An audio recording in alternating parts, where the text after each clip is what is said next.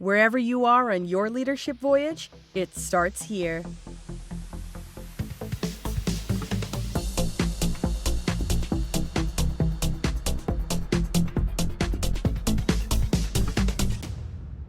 Welcome back, everybody. It's really nice to be here for Leadership Voyage Season 4. It's been a long time coming. It is March 2025. And, honestly, I have not been doing anything with this podcast for many months. And I will address that directly here. But it is really nice to be back with you all. Season 4, Episode 1. Excitement for me to be back in it. So, I was thinking about this. For those who've been a listener for a while, I want to talk about a few things today. Some of them are a little personal, and some of them are, of course, in the spirit of this show, which is trying to help everybody wherever they're at on their journeys. But, first things first, 2024 was a challenging year for me professionally, which made it a challenging year personally. And I think that's part of why I stepped away from the podcast the second half of last year is, honestly, I didn't really want to talk about some of this stuff in a public manner. And I'm reinvigorated to do that again, to be honest with you. But I'm going to get into some of that, why has there been a delay with getting this show back on? And then second, we're going to talk about interviewing today. And we're going to talk about an interesting story in the Wall Street Journal that will hopefully bring a little levity to those of you who might be struggling with a job search, whether you are unemployed or employed, looking for greener pastures, as it were. And then there's a LinkedIn post I want to highlight, which I'm probably not going to reference directly, but I want to talk about this that showed in my feed, which is related to interviewing, and hopefully you all have some interesting thoughts about all of this. So I'm going to get back into why it's been a little while since the podcast has been on. Talk a little bit about this Wall Street Journal article, and then this LinkedIn post that I really want to highlight about the interviewing process. So anyway, welcome back. For those who are new, welcome to Leadership Voyage. My name is Jason Wick. This is the podcast dedicated to your pursuit of becoming a great leader, wherever you're at on your journey. Basically, 2024 was a challenging year for me. I had to go through a couple of different layoff scenarios, both as the manager and as the employee. And so I'm here today with an entirely different environment in my own personal work life, which makes it a different perspective for me. I am working on launching my own thing at this point, which is a totally different place to be. In 2025 compared to 2024. I have been faced with the realities of what it is like to have been laid off. It's very interesting. I haven't been out of work in a prototypical sense for, honestly, it's been almost 20 years. And that's the challenge that I've been facing personally. And it's allowed me to see things in a different way, and it's allowed me to maybe think about taking courageous steps that I was too afraid to take before. And that's okay, right? That's good. Trying to find the proverbial lemonade when given lemons, right? But what it gave me above all when it came to the podcast is it gave me time to think. I didn't want to do the podcast in the second half of 2024, and for those of you who've been listening, I had talked to some other guests about their journeys, and they've also faced challenges with not wanting to do their own podcast, honestly. Sometimes the pressure of just putting it out becomes more important than the actual reason to do it. So for me, I just thought I should stick to following what I wanted to do because I didn't want to create episodes that were just phoning it in essence. But it did give me this time to think about, why do I have a podcast? And I've got this podcast to help people become better leaders and managers. That's the whole point of it. And so that's what I am renewed and focused on, is helping people have something that they can use to help their leadership, help their management. And why is this so important? It's so important because as we've talked about on the show in the past, Work is such an important part of people's lives. If you go back to the beginning of season 2, and I talked to Zach Mercurio about mattering, right? Work is something that we spend a third of our lives doing. It has such a profound effect on our well-being and mental health. Someone's manager is in essence equivalent to the most important person in their lives when it comes to mental health for 70% of the population. It's not just work. It's a huge component of people's lives. And managers are the key to that. When people have great managers, they have better lives. When they have great leaders, they have better lives. And I don't want to lose sight of that focal point, in essence. So that's why I'm back with the show. That's a little bit of my journey about what's gone on with me over the last several months.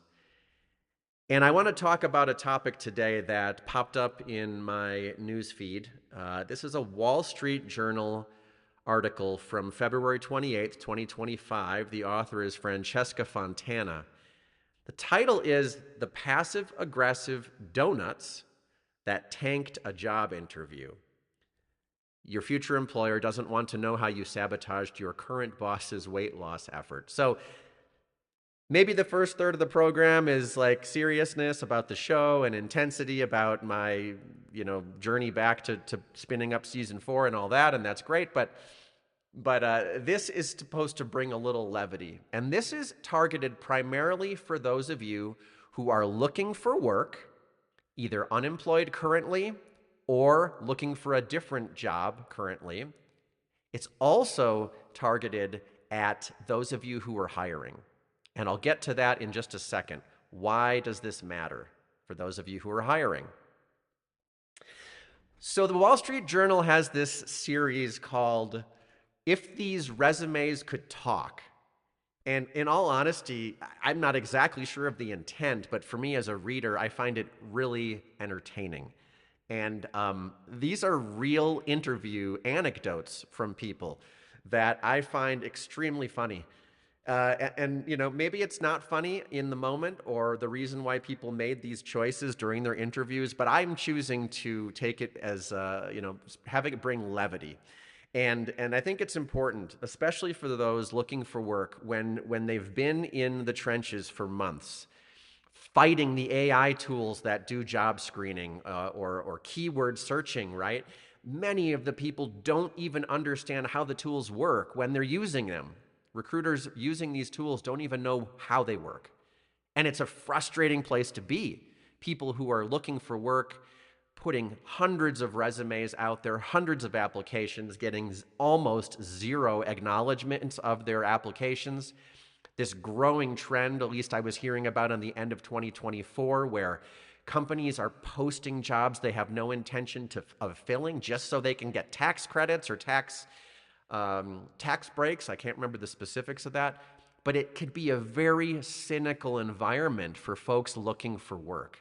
And for me, this is important to bring some levity to the situation. And I want to share some of these anecdotes from this article, "The Passive-Aggressive Donuts That Tanked a Job Interview." So these are stories the Wall Street Journal is sharing from actual recruiters with their most interesting stories that they're sharing about interviews or otherwise. So here I'm going to share a few of them. The question they asked these folks today is, what is an instance where a job candidate's miscommunication, misunderstanding, or conversational misfire instantly cost them the role? And here are a couple of the answers, which I found really, really funny, okay? So the first one here is, when they asked a candidate, "Have you ever had a challenging relationship with a manager? And if so, how did you essentially, try to deal with that or make it better?" And apparently this candidate said how much they disliked their current manager. And, many of us know that one of the big no-nos in interviewing is trashing your current manager. They do not like to hear that, right? This story involved the candidate sharing that their current manager was weight conscious and dieting and trying to watch what they ate. But the person taking this interview, who was this manager's employee currently, apparently shared how, under the guise of a nice gesture, they would bring their manager a half dozen donuts every morning just to create that temptation. What a horrible thing to do, right? That this is something someone shared in an interview answer, and it just is crazy to me to think about it. What a crazy answer. So yeah, that'll disqualify you from having a job. Here's another anecdote. They're calling this one No Filter. When asking a candidate, what would your ideal job be? One of the answers they heard was, I would get paid to do nothing. Another answer around someone's ideal commute, my office would be next to my house. And when they followed up with this person later, what the heck are you doing with these answers? You know, and they're like, they're like, I have no idea why I'm doing this. It's just crazy. But obviously, if you say, my ideal job is getting paid to do nothing, and my ideal office commute would be next door, you're probably not propelling yourself to the top of the list, I would think, right? Another example that they're sharing here is when filling out forms during the application process, and there's a line marked at the bottom of it which said sign, which of course is asking the candidate for the applicant for a signature. Rather than signing it, they wrote Sagittarius every time that it showed up. As a Sagittarius, I got a kick out of that one, but you know, just like don't don't sabotage your own opportunity here by being overly clever or snarky, right? I think is the point of here. Here's an interesting one I liked. This one's called Wrong Suit. Apparently, this interviewee had a tip which said, hey, you should wear a suit to this interview. And what they chose to do was wear a sweatsuit. So yeah, that didn't go over too well. But again, you know, maybe there's an attempt at humor here to just show the whole process. I'm so tired of these expectations or something. But anyway, that one will get you disqualified. They already were given the tip to dress nicely, and instead of wearing a business suit, they wore a sweatsuit.